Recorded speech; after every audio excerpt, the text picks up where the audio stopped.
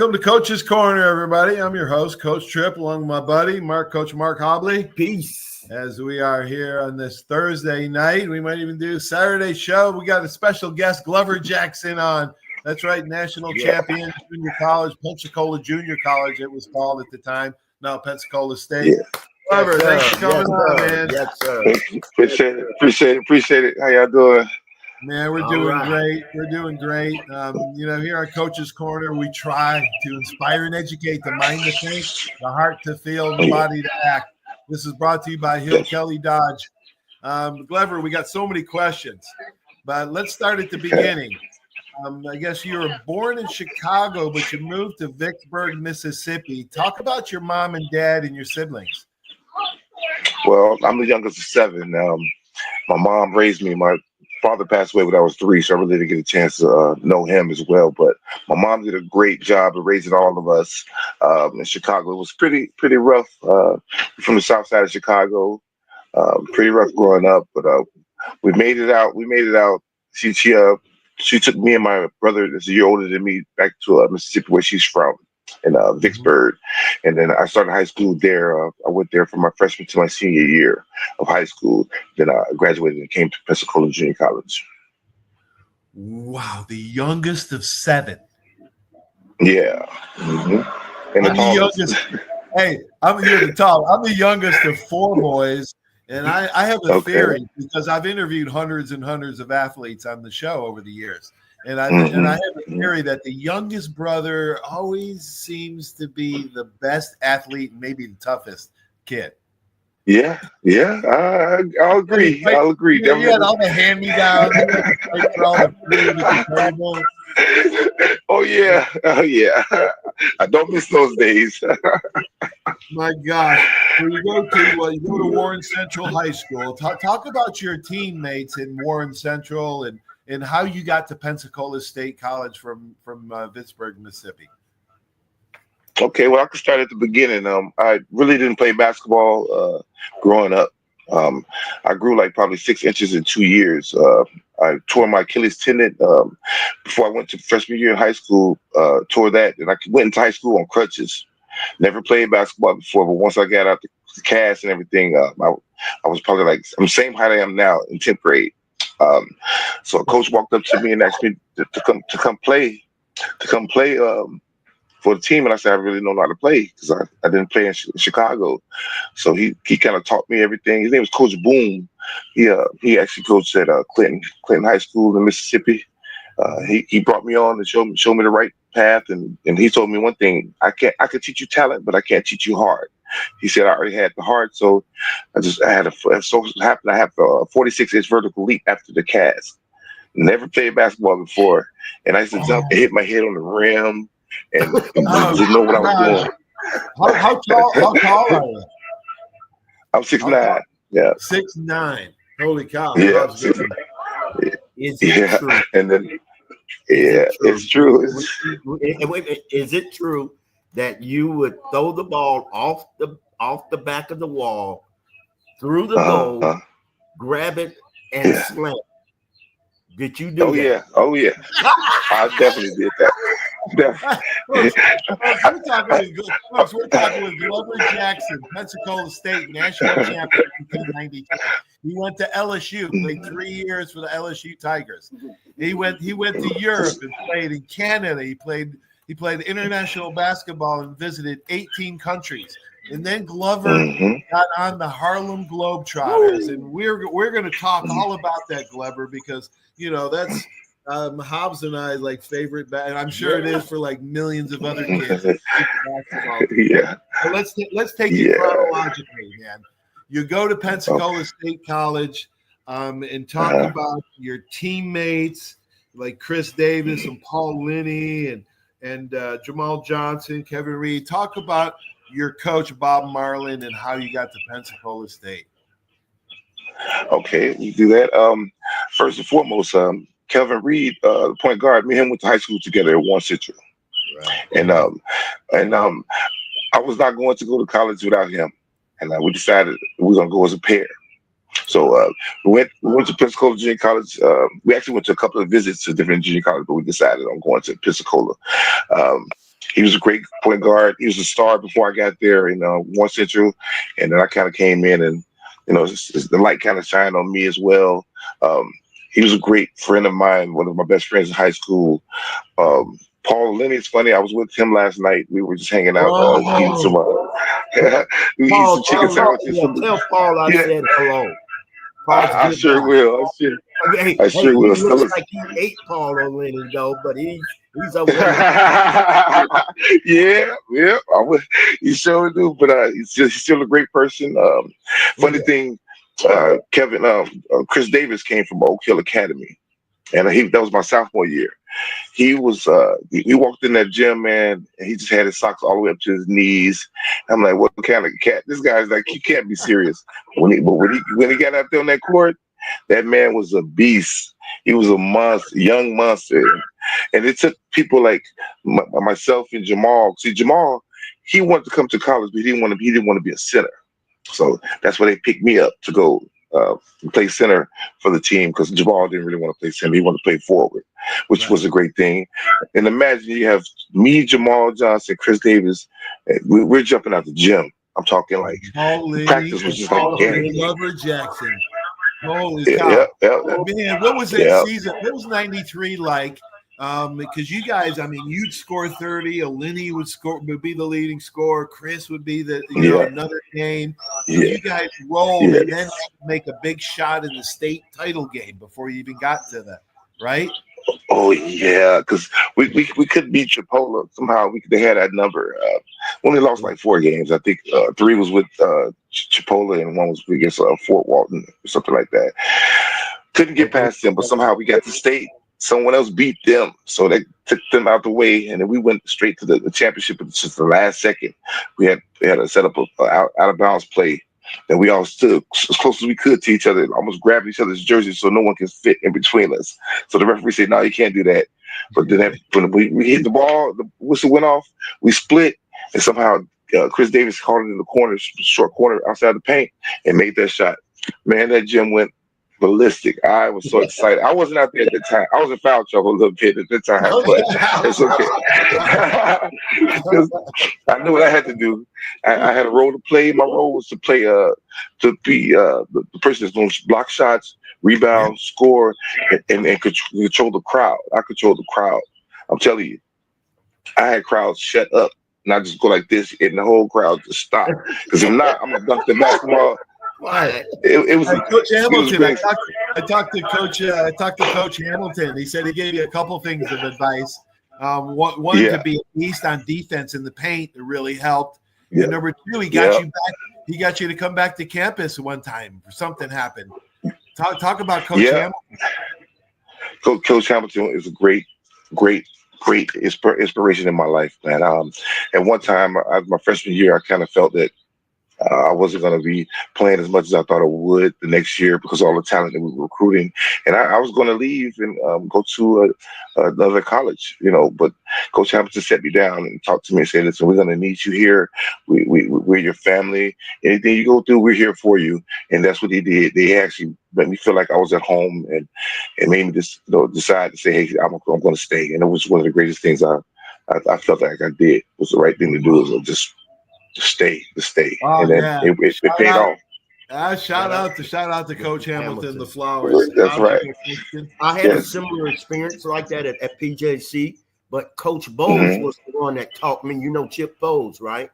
Yeah, Chip. Chip Bowles. He was the one that taught me in. I was going to sign with Laurelene Wallace out of Andalusia, and he taught me in. He said, Mark, you really don't want to go there. You want to stay here at PJC and where we love you. And so that was funny that the baseball coach kept you home in basketball, and it was the basketball coach that kept me home in baseball. Yeah. Wow. Holy macaroni. We won the 1980 state championship in baseball. Okay, nice. So can I tell you something about Chip? I relate personally to that story, and you do get those type of like Bill Hamilton, Chip Bowles. Those people have made PSC what it is. Yes, they have. Thank you, guys. Yes, they have. Yes, Chip, they have. Thank you so much.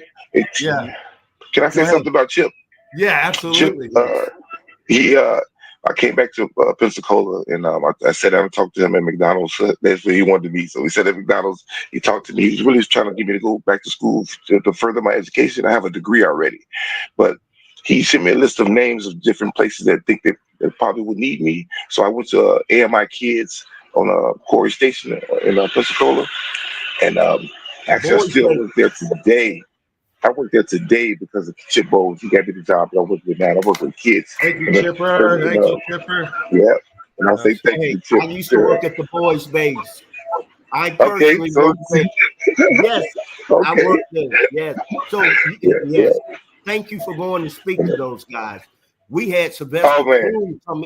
We had Sylvester Croom come by there. Oh, and did you? speak one time. Did you really? Yeah, So, Mr. Brooks, thank you so much. Those boys really need you, and I learned a lot out there. You know, I was working at the Stanley County School District at that time. But thank you for about those boys. You're a hero. No, I'm still there. I work there. I want to come by and see you one day. Every day. Please, I'm trying to say we need somebody to come talk to these boys. They need us, you know. Yeah. We'll come see you. Yeah, I was doing the science and math out there. I was doing. Good. Yeah, and I was doing science and math and stuff like that. But thank you. Okay. Hey man, I love it. I love it.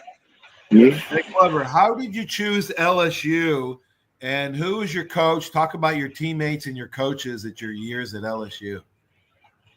Okay, well, I had it down to 3 schools I was going to go to, either Memphis State, Cincinnati, or LSU. But every time I look up at the stands, I seen Dale Brown in the stands watching me play. So Memphis State wasn't there. Dale was in almost every other game. So I chose that I felt that he wanted me, and he showed me that he wanted me by being there. And that's why it made me want to go down to LSU.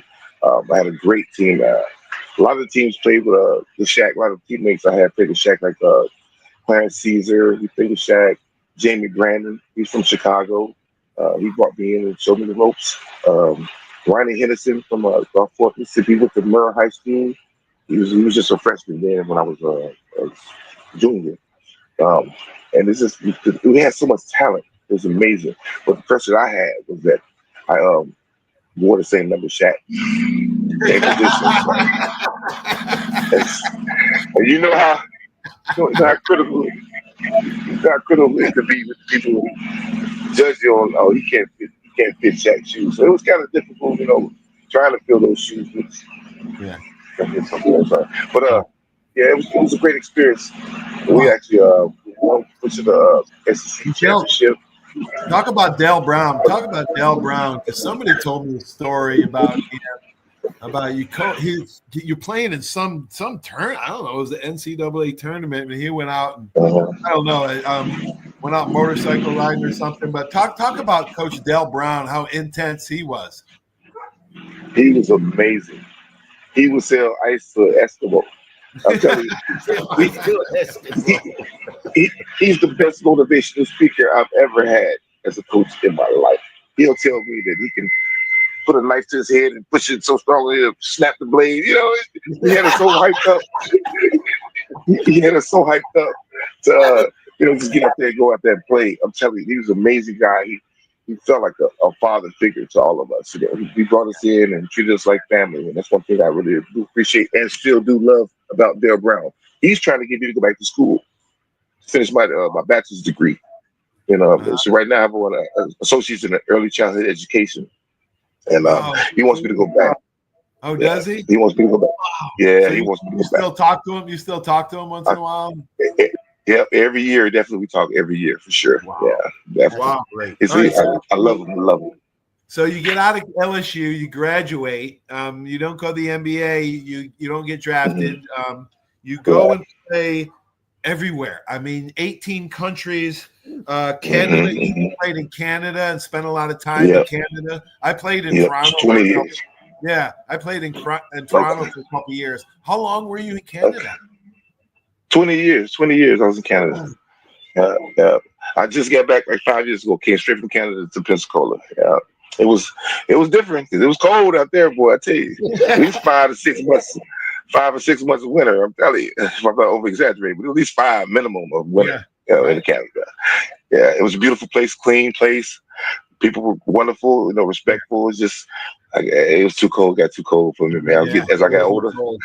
Hey, what's one of the favorite leagues, or which one of the favorite international overseas teams that you really enjoyed playing for?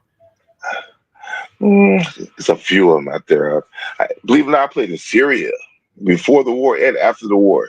Yeah, that was a great experience, but it's just that it was kind of scary at the end. I'm Yeah. looking on TV and not knowing what's going on, and then the war is about to pop off, and I ended up going back again the next year because they treated me so well. They kept calling me Michael Jordan, which I don't look anything like Michael Jordan, but hey, it is. But I would say something like China. I played in China. That was a great experience over there. In Taiwan, Philippines was a great one. Oh wow! Dubai, I played Dubai. Oh, I mean, interesting. yeah, Holy it, cow! it was. Worldwide. Worldwide. Well, he played the Harlem Globetrotters. How did you? Yeah, how did you Yeah, get? You earn that opportunity to go play with the Globetrotters. Tell that story. I left LSU my senior year. I came back to Pensacola. Believe it or not, could not get away from Pensacola. Came back to Pensacola, and I was just hanging out here trying to get a job and stuff. And then I got a call.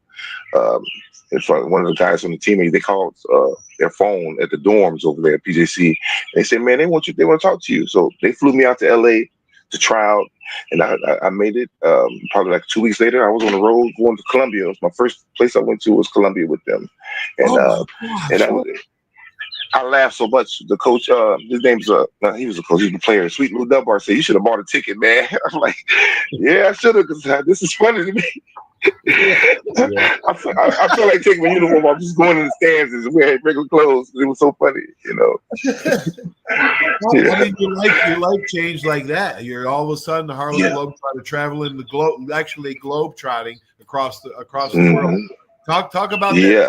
that first trip, and then talk about some of your teammates that were just amazing. Oh my God, we had a great team. Like I said, first time I went out there, we never really practiced because we play so much every day. The practice is in the locker room. That's basically how we practice. We have like summer camps and stuff like that we'll do, but it's kind of the same routine. We go out there and do similar things every day, but uh, we had some amazing athletes on the team. I played with like Sweet Lou Dunbar. He was on the cartoon Scooby Doo. Uh, Billy Ray. Billy Ray. Hobby. Yeah. And who else was that? Yeah, I was coached by Geese Osby. He was on the cartoon. Tex Harris. He's a famous Globetrotter as well. I was coached by some of the greatest Globetrotters that played the game, and they took me in, and they never treated me like a rookie. I always kind of hung out with the veterans, so I could not be treated as a rookie. Carry everybody lunch, their bags around. So I didn't really do that. But I Hey, did have to tear up did to a some good of the finish. veterans play with Curly Neal and Meadowlark? Did they ever did Yeah. they know Oh those yeah. guys? Oh man. Oh yeah. Oh yeah. Like I I said, mean, Sweet Lou Dunbar. yeah, Hmm. Sweet Lou played with all those guys. I mean, Yep. Geese Osby. what's the most amazing shot you've There ever you seen? go. Oh. Well, again, Sweet Lou Dunbar. We have to do a half court hook shot twice a night, and he'll hit 90% of those shots. Oh, gee. Half He'll court hook what? shot. I told him what happened Yes. 80% of his hook shots? from half court. I said 90%. Yeah, 90%. I told you. I told you that was we were talking yesterday, and he Yeah. said he was going to ask that question. No, I that's said, the classic. without a doubt, the half court hook shot. And I Yeah, said, yes, indeed. if you hit it 1 out of 20 times, you're a bad dude. And I They can't hit Oh, believe yeah. Oh, they yeah. hit more of that. Oh my goodness. They hit Oh, yeah. 1 out of 20. We would think 1 out of 20. We were thinking 1 out of 20. You're a bad dude. No, Come on. he barely missed those. So when I came in there, I was a dunker. I was basically the finisher. Whenever they do all their tricks and stuff, we throw it up, and I make sure it goes in the hole. Right. But they started noticing how funny I was and how I was, acting and spoke, and then I ended up becoming a showman myself. I was right behind Sweet Little Dunbar. I did the second, and the fourth quarter, and I was mic'd up. Okay. Oh Okay. yeah. Do you remember like your routines and stuff what you Oh had yeah, to say oh and yeah, do? oh yeah, oh yeah. I picked with people in the crowd. It was amazing. Oh man. I got to, I got to dance out there with people. It was a great experience, and then the pay was better too as well. So I couldn't complain about that. And it was a lot more fame than fortune, but it still was a great opportunity. I was kind of pleased to get back to my heritage, by playing with the Globetrotters, and a lot of my family members were very proud that I was doing things like that, and they still are today. Yeah. Yeah, unbelievable. Huh? Oh my God. hmm Wow. What kind of advice do you have for a young guy coming out of high school or going and thinking about where to go to college? And what kind of advice do you have for the young guys that love hoops and want to stay involved? Well, I would say, kind of do like I did, become a gym rat. Every time a gym opens, try to be in that gym and just constantly learn, play against older guys, so you can be rough, tough. They'll knock you around a little bit, get you prepared for things like that. Like I say, you can teach a person talent, but you can't teach a kid heart. You know what I'm saying? Once you have that heart, that's just half the battle is done. And just focus on your school, because we are, student athletes, and you're not going to be able to be on that basketball court unless you take care of things in class. Focus, because like a hobby, people don't have a lot of hobbies, but once you pick up the hobby of basketball, that they can take is a ticket that can take you anywhere in the world, anyone, in any place you want to go. Just focus on the task at hand, and just don't give up, and don't let anyone discourage you about what you can and cannot do. Because like I said, I never played basketball in high school. In elementary and junior high. I started playing my 10th grade year. At the end of my 9th grade year, I started playing basketball. And then I got a scholarship in like 3 years just by picking up the ball for the first time in the end of my 9th grade year. So just believe in yourself. And it's good to have family backing, because like first my mom, we lived so far away from my high school, we lived so far, she wasn't attending, to games, but she finally came to the games. So somehow my game elevated because I had someone there to prove something to, say I really want to play this game. She didn't believe I wanted to play this game, and I told her I did. And my brother sent money down so we can get gas money to go back and forth to pick me up to practice and stuff.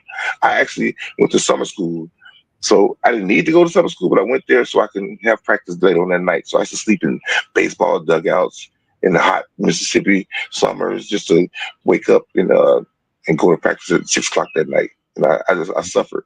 I suffered, and I focused on tasks at hand, and I became something in life. And that's why I encourage any kid out there, be determined, focus on the task at hand, and just believe in yourself. Wow. Successful, being a gym rat, having the passion, the work ethic, don't listen to the naysayers. Go through the suffering. Yes. Go through the suffering and sacrifice that it takes, because you got to do that. Without that, there's no substitute for hard work. Wow, we're just so proud of you, Glover, man. We're glad you're back in your home away from home here. Man. Yes, I appreciate it. Go ahead, Coach. Yeah, Tell them about Roosevelt. Was it Stutter? Yeah, Slaughter. Yeah. Roosevelt. Roosevelt, good guy, man. And we'll have to get together, man. We'll have to get together. Definitely. Yeah. Hey, one more that's question. Right. Who would be a great guest to have on the show, Glover? For here in Pensacola, or just overall? Yeah, for this show here, Coach's Corner. Who would be a good guest? Roy Jones. Oh, yeah, Roy Jones. Roy Jones would be awesome. You got Roy's number. He's a good friend of mine. Yeah, Roy would be a great one. Yes, sir.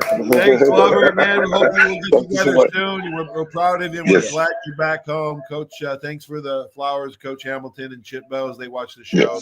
Yes. I know they've told me they're really proud of you too, buddy. Thanks. Thank you. Appreciate it so much for having me. Appreciate it. Thanks, Glover. Come on. All right, guys. All right, have a good one. Yes, sir. Legend, man. He's a legend here in Pensacola. Yeah, Pensacola. We have to do. We got to do round 2 with him, because we can talk about the book by Michael L. Johnson about Pensacola State, Florida's first junior college championship in basketball. Yeah, hold it right up there. There you go. Yeah, right there. That's a championship book. All right, thanks for watching Thursday's show and local sports report. For Coach Tripp and Coach Hobbs, have a great sports weekend, everybody. Stay tuned for these important messages. Without these people, this just wouldn't be possible. Not at all. Peace out. Arbitrium Consulting for all your fencing, landscaping, pressure washing, tree trimming needs. Call 850-483-0350 for your free estimates. Serving Pensacola, Gulf Breeze, Navarre, Fort Walton, Destin, Perdido, Gulf Shores, Foley, and the entire Gulf Coast. Arbitrium Consulting is owner-operated, fully licensed and insured. Call today, 850-483-0350, the official landscaper of Coach's Corner. Hey, Bama fans, this is Will Moore, president of the Pensacola Bama Club. You can find us at PensacolaBamaClub.com. We are your official alumni chapter in the Pensacola and surrounding areas. Membership is available to all alumni and all Bama fans, so come see us at one of our many events throughout the year. Our Bama football watch parties are the next best thing to being in Bryant-Denny Stadium. We even serve authentic stadium hot dogs. Membership, event, and contact information will be found on our website at PensacolaBamaClub.com. Roll Over 30 years, you have seen the orange Beck signs all over the Gulf Coast listing a property for sale or lease. Beck Partners is your trusted advisor in commercial real estate, property management, commercial and personal insurance. Senior Vice President David Valletto has been with Beck Partners since 1989. Take advantage of his wealth of knowledge by calling him today at 982-7352. 982-7352. Extensive experience in all aspects of leasing, sales, management, and site selection will make sure your expectations are exceeded. Did you know there's a place where you can get good neighbor service and surprisingly great rates on your home and auto insurance? Yep, and that place is, ta-da, State Farm. Here's the deal. State Farm agent Will Rentschler is your go-to agent in Pensacola, Florida for the service you deserve at the price that you want. So stop shopping around. State Farm agent Will Rentschler has you covered. Call 850-433-4678 for your surprisingly great rates today. Like a good neighbor, State Farm is there. Legal disclaimer, individual premiums will vary by customer. All applicants subject to State Farm underwriting requirements.